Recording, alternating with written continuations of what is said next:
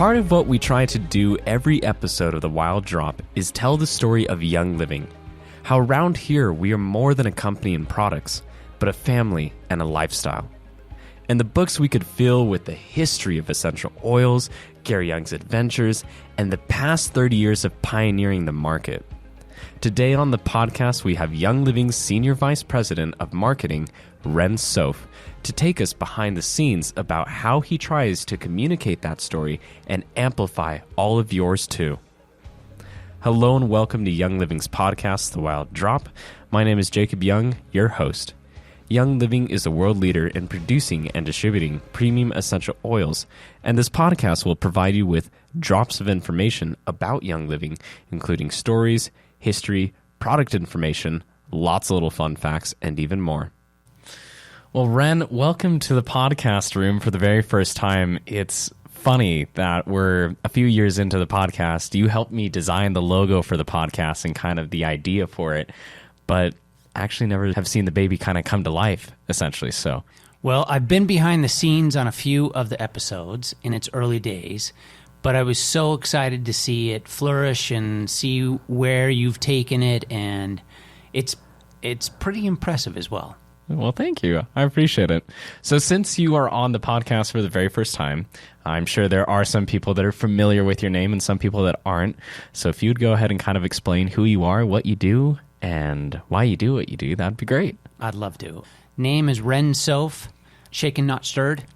My title is Senior Vice President of Marketing. That kind of means that I want to make sure a customer and brand partner's experience on and off the website are cohesive and they speak our true core values or our branding differentiation, which is natural health. Yeah. Reyn and I have a really funny history and past. I am truly appreciative of Reyn and very appreciative of everybody else, that works alongside us and whatnot. But Reyn has a really difficult task, protecting the legacy while taking us into the future. And the reason why that's so tricky is because my dad and mom hand drew some of the designs that we still have around till these days. And a lot of people love that. And I know not everything that we release will be accepted by everybody, but it's what my dad would have wanted, because he always talked about evolving and adapting and moving forward, or you become irrelevant and you kind of die out. And so wherever my dad saw a way of making something better, he would do it. And Reyn embraces that and challenges that on. And so I don't want to speak for you, but I kind of wanted to explain that you and your team have such a tricky job. Absolutely. So I know I got a little ahead of myself, but going back to why do you do what you do, and then kind of just a little bit of your background and your expertise and your experience. Yeah, sure.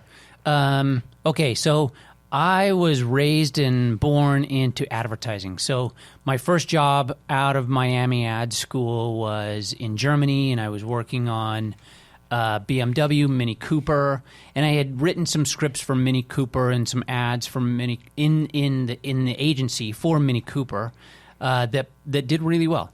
And luckily, I was the first American to ever be hired at this German agency in Hamburg, Germany. Super fun, challenging. They told me I didn't need to speak German. Come to find out I did, because they were talking about my ideas in German. So I got a girlfriend, and that helped me learn some German. Anyway, eventually I moved to LA, was working on Old Navy ads, and after that I moved to New York, working in fashion, became a photographer, a director, and then opened up my own agency doing content, and then knew that gymnastics at $1,000 a semester wasn't a sustainable life cycle for me nor my kids. So I left New York with my wife and 3 kids and came to Utah, started selling women's handbag for a brand locally here, and eventually found Young Living through a past CMO, and didn't know what I was stepping into first off. I didn't know the oil world, and fell in love with the oil world, and also fell in love with the authenticity and truth behind Young Living. There is not another brand out there that is as authentic with their stories and is as determined as Young Living, in my opinion. We are 30 years of authenticity. We are 30 years of truth. 30 years of pushing boundaries in regenerative farming, trying to get back to what nature truly intended when the earth first started out. I mean, for somebody else to copy our authenticity would be an impossible feat. It would be impossible because of the amount of sweat, blood, tears, and whatever else comes with that to get to the Young Living standard. It's incredible the story that has been created by the founders, Gary, Mary, and even, now Jacob and Joseph are taking some of the lead as well. I just got out of a bee meeting, and it's just it's outstanding what the research that is being done just behind bees to evolve the seed to seal process. Meaning, they have recognized that bees attribute to a habitat. So our researchers recognize our farms as a habitat and creating a more sustainable ecosystem for nature. And by doing so, you get a better product. You can see it with our population lavender. And there are so many things that like the bee research that Young Living is doing to better not only the product but the earth.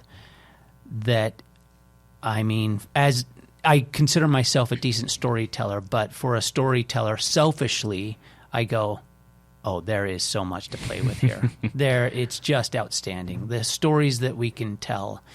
But it's not selfishly a story of what Young Living is doing, but it's really about what the customers have uncovered and what the customers' purchase means to the benefit of the earth and then back to their family. I call it regenerative commerce, where a customer or a family buys a product, some of the proceeds or a lot of it goes back into the earth or the practices to then better the earth, which only benefits our families. And that's a beautiful scene. Yeah. I love that you talk about the storytelling, because I'm super excited of this new research that we're going to be coming out with, and we're going to be having some research publications.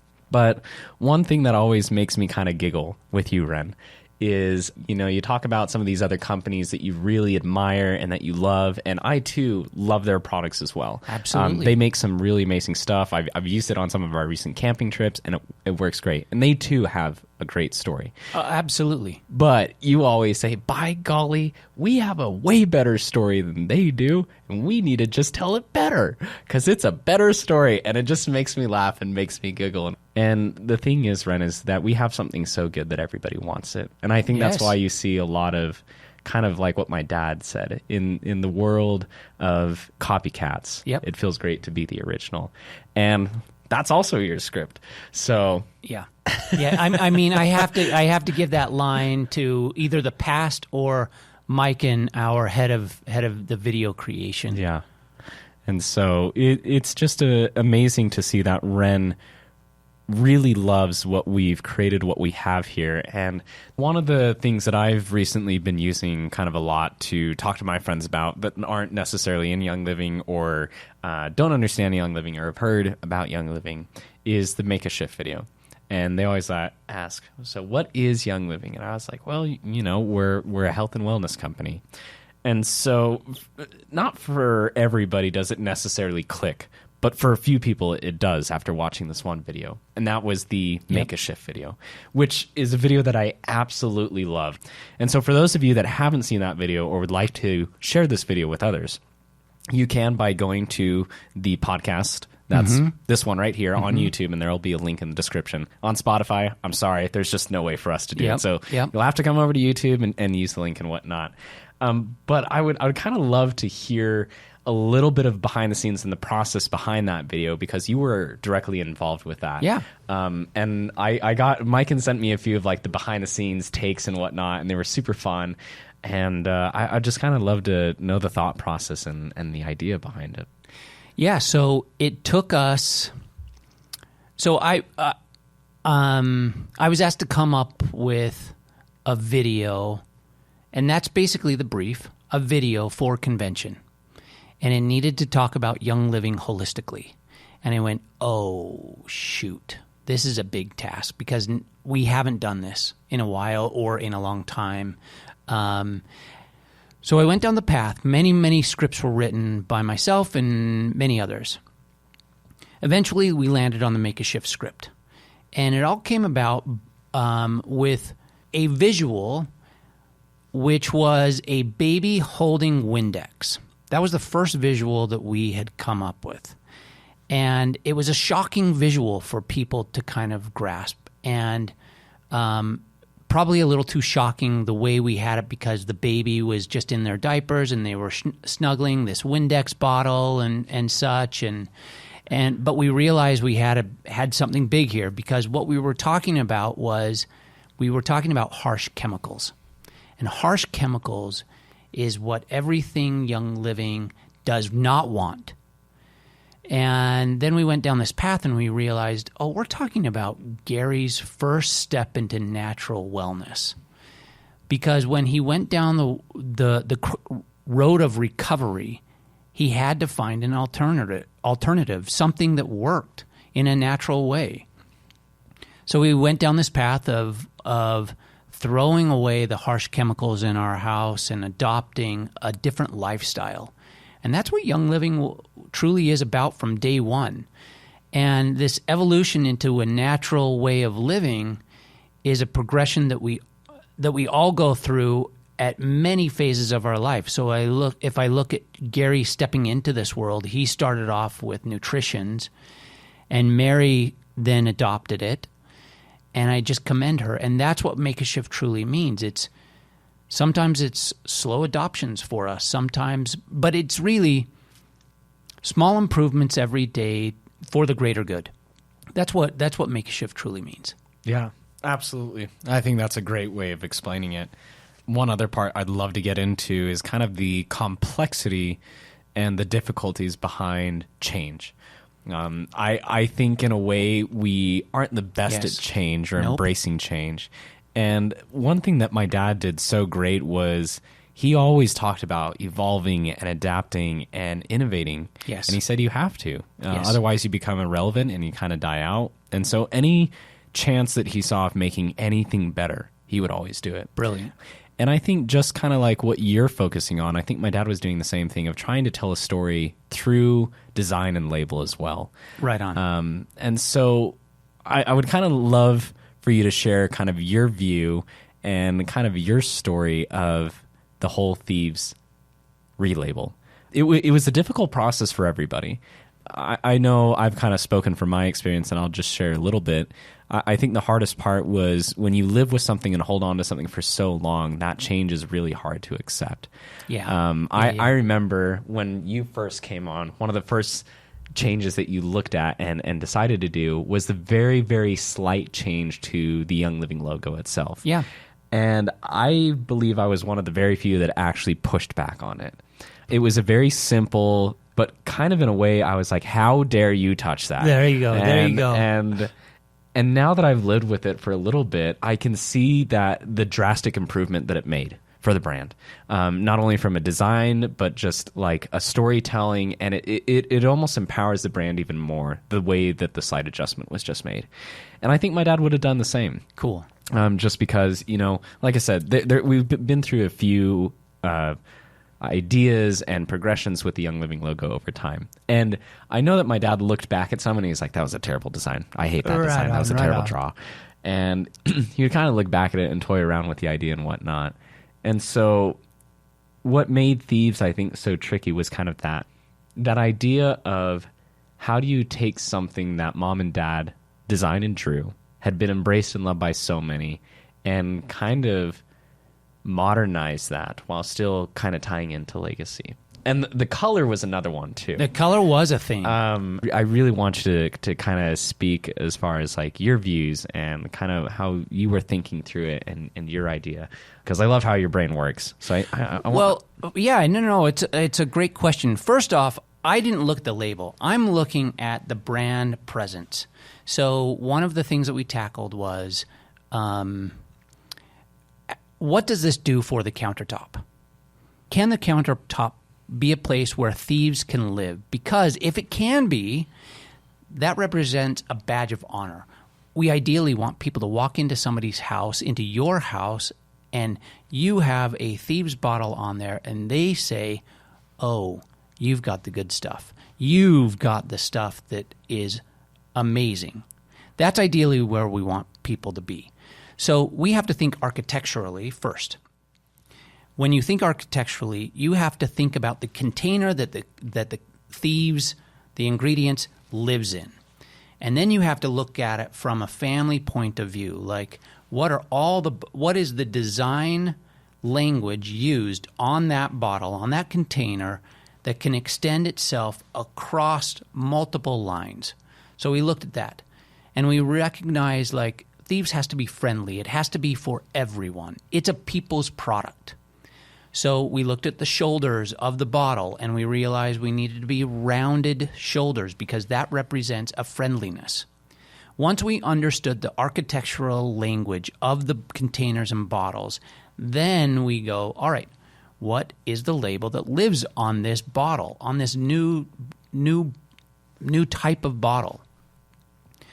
And that's when we got into the discussions, the back and forth of, like, what's the color, what does the logo do? So the thieves logo in the past was kind of this curved thieves type, and it was done in a serif type. And for me, it always represented, if you know Photoshop, it represented the smudge tool on Photoshop, where somebody just kind of smudged it slightly. And so I went, wow, okay. Well, some people like it, but for me as a designer, I go, it's a smudge tool. And that's okay, really, because there are several iterations of brands that have to go throughout the years.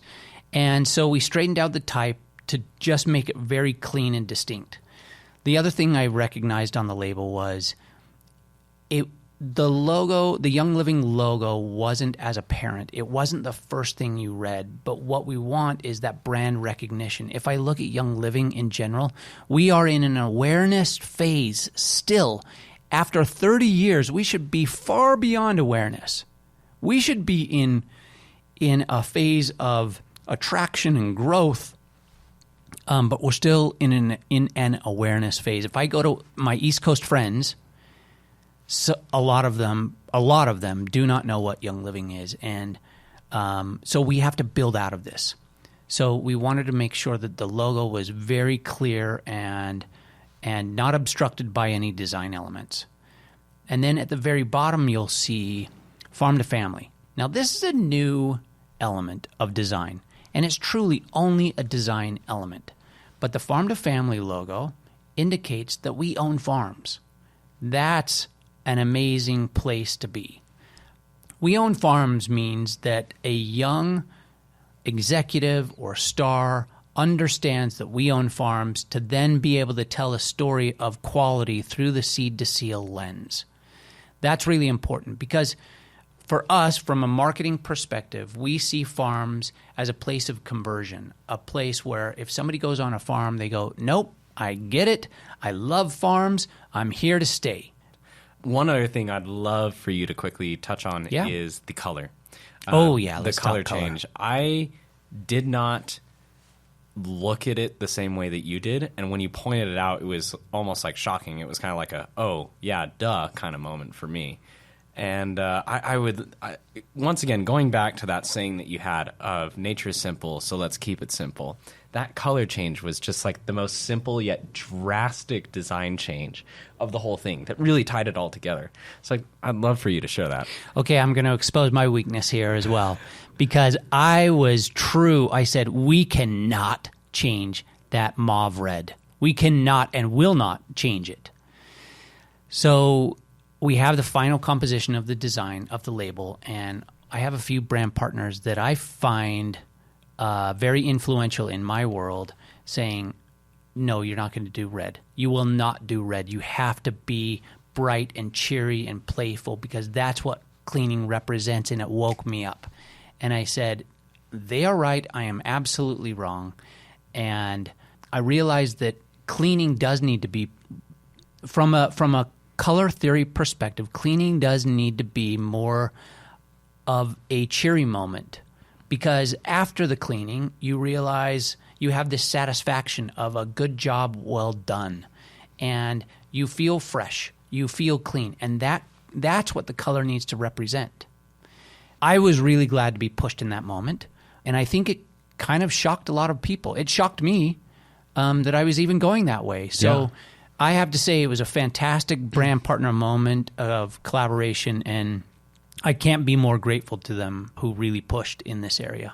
And there definitely was collaboration. I think that's kind of one part we left out that I really want to touch on is a lot of you actually got to participate in this change, in this movement, in this time of Young Living moving into the future. Right. A lot of you got to participate with this a few years ago at convention. We had boards and papers and all signs that showed kind of possible design changes in language, and you all were able to choose and kind of pick that. Yes. And that was the first step, was what do all of you want first? And then kind of molding that and working alongside that and whatnot. And as you've heard from Reyn, like it's not as simple as what looks good. There's a lot more that goes into it, like the color theory. Like I didn't even realize that was a thing until you kind of explain it to me. And then I was like, oh yeah, you're right. Colors do make me feel a certain way when I see them on certain items. And the storytelling as well. Like when you look at this, what story does it convey? What story does it tell? I just love that there's so much that goes into it that I didn't realize goes into it. And that's why we do these podcasts. So all of you kind of get to experience that. And then once again, tying back in, then you can share the story with others as well. And full circle moment. I love it. I love it. And a lot of you may or may not know, but Reyn is also behind like Make the Shift. And so Reyn, there's like two phrases of yours that I like play back time and time again because I just absolutely love them. One of them happens to be like with the labels. When it came to the thieves and we started to kind of almost overcomplicate it, I remember the phrase, nature's simple, so we should keep it simple. And I loved that. The other thing that I love so much about Reyn's focus with everything that he does is he puts the brand partner, the customer, and everybody first. And the other phrase that you use is the customer, the consumer, the brand partner needs to be the hero of the story. Yes. Which is totally true. And I in a way, I kind of always knew this and thought about it, but I didn't put as much emphasis on it as you have per se. Maybe because I wasn't like fully aware of kind of what was going on or the best way to do that. But you, like, for me and many people, opened like a whole new door by simply just kind of saying that. That's good. Which is so amazing and great. And so just that's kind of like another thing that I want to share with all of you listening is just know that everything that we do here is all for you.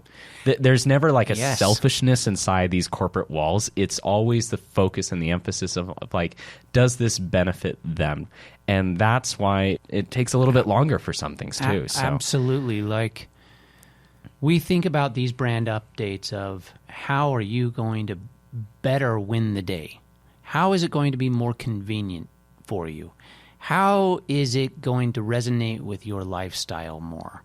There's a lot of questions to be asked, but basically, how do you become your own hero? And I wouldn't say we're trying to be selfless, but we are trying to help as many ways as possible. Sometimes it doesn't work out, but we do. That is a mindset that we have, to make sure that you are the hero. As my dad would say, not everything he did was success. The way that he made it always seem like a success is he took it as a learning lesson. And whatever didn't work for him the first time, he wouldn't let it... He didn't talk about it in a conscious language way of, well, that failed, that didn't work. He always talked about it as, we can do better next time, and I know how to evolve and adapt and to make it better the next time and to make it a success. I love that. Aesthetically, you can never reach everyone. Yeah. And that's why I try to focus on the stories, because I can reach a much larger audience by telling a great story than just through aesthetics. Absolutely. I mean, I just can't say enough about the storytelling of Young Living. It's phenomenal. The farming practices, the regenerative farming practices that we have, and we've got to get that story out. Yes, absolutely. And with getting that story out, I'm going to put you a little bit in the hot seat right now. I love it. And you're Let's really go. good about being in the hot seat.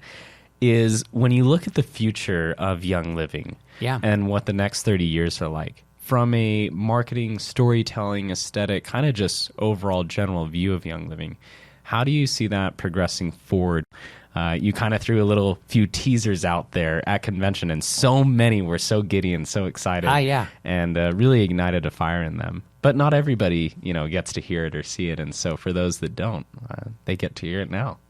So I'm going to give a two-phased approach to this. I'm going to talk about things that we're currently working on, but I want to give a long-term vision cast of what we could potentially become. So Young Living's purpose is to bring natural wellness to the world. In doing so, we have to create these stories with our products. If you look at thieves, we've gone down this path. Ningxia Red is next on our list, and I gave a sneak peek at convention. Again, it will have storytelling on the back. It's going to be about nature's wellness to us all. But yet also, how can we have fun with nature as well? So we don't take our designs too seriously on the front. We want them to be for everyone, which mean the designs have to be simple, but is there a hint of playfulness as well? Being healthy through nature allows us to be ourselves. And when we are ourselves, a lot of the times we can be more free, we can have more fun, and we will be expressing a little bit more, I wouldn't say playfulness, but there will be more fun infused into the brand. Then if I get to nutrition and personal care, we have a lot of work to do. We have to understand the architecture, and we have to understand the journeys. But what I see coming out of the team is some really fun things. You've seen it with Deep Night Essence.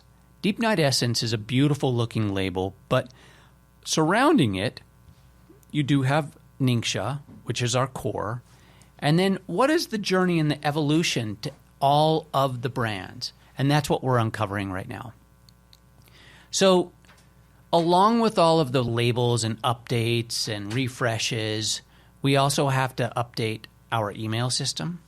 So, if you have, let's just say you are a customer and you have an abandoned cart, we should be targeting you with email flows with our brand positioning.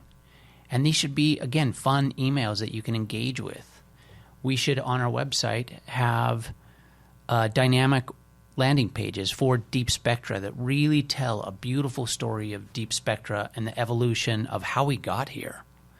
Our farming pages should be far more dynamic than what they are. Right now they're nice, and they do a good job, but there's a lot of improvement on the storytelling side. You can see I still go back to storytelling just because that is a huge part of Young Living. But if I go, let's just say we go 20 years into the future, ideally, Young Living is a place where people come for natural wellness. That's where I see Young Living going. And no one is doing it as well as Young Living right now. Yeah, and even though we're doing a great job of that and the team is doing a great job of the storytelling as well, it's still a difficult journey as well, because there's so many steps, there's so much that has to be involved and taken care of and looked at. And as time changes on, stuff will have to be adopted and implemented as well. And I'm just very excited to kind of see what the future holds and where we'll be and what all will happen.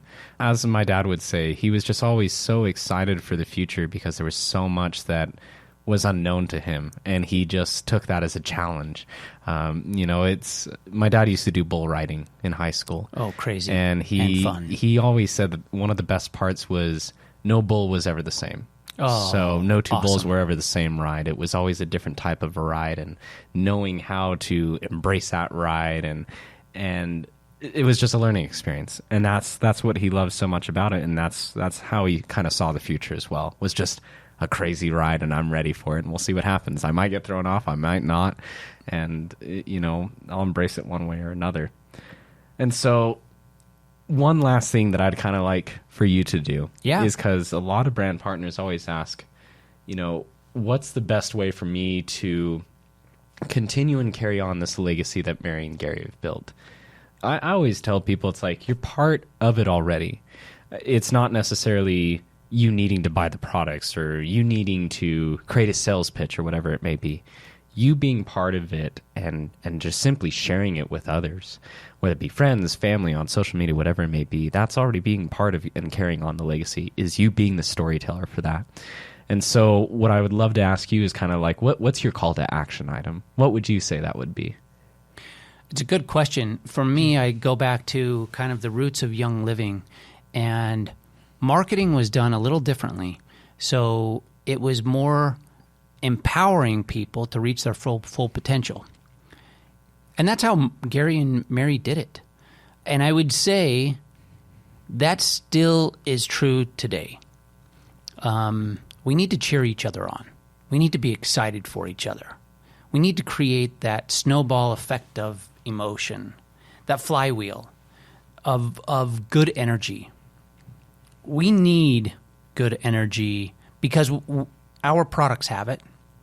We too need that good energy of cheering people on and just being excited for the future.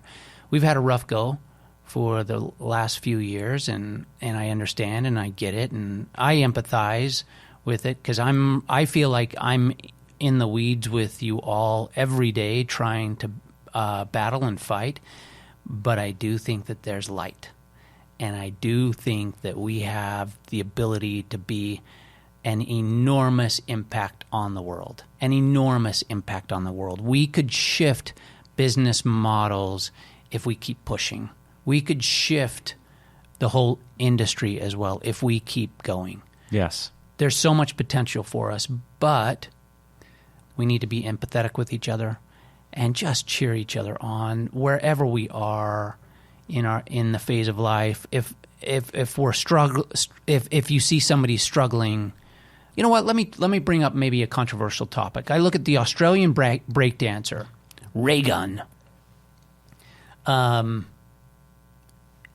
Moves, maybe they are questionable, but if you look at her backstory, she knew what she was doing. She actually said, "I'm going to express something," and it wasn't accepted, and that's okay. But she tried something unique and different. That's what should be celebrated. It was different, and that is very interesting to me. And that's how the world is right now. Like, there are so many views, so many different ways of looking at the world, and that's okay. We can be different, but we need to celebrate each other. And they might not be your view, they might not be my view, but boy, we can keep loving each other. I love that. Well said. You definitely empower me to want to try and fix my fashion statement. What I've not empowered myself to do is to spend the money on clothes to do it. So, well, see, I thought you were going to go figure out how to break dance. And I went, good on you, Jake. Oh, that's great. Well, Reyn, thank you so much for your time, your passion, and just everything that you do. I just love that you're such a ball of positivity, and you're always such a great time to hang out with, and you do so much good for everybody, regardless of where you are. And that's one of the best parts that I love about you, is no matter where you are, what you're doing, even if it's not within your realm of expertise, you always just do so good by everybody, and you try and do super well. Thank you. So, and can I just give you a compliment as well? Yeah, please. You're such a good buddy to me. It's not only a good co-working relationship, and but boy, what a good buddy. And there are times where you've texted me at the right place. So I just feel I value our friendship as well. So thank you.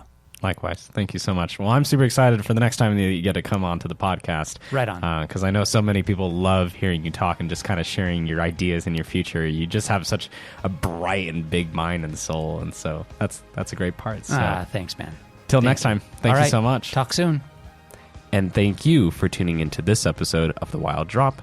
Remember, you can listen on iTunes, Spotify, on YouTube, and our website at www.youngliving.com. Don't forget to oil up Young Living family. This is Jacob Young, dropping out. Take care.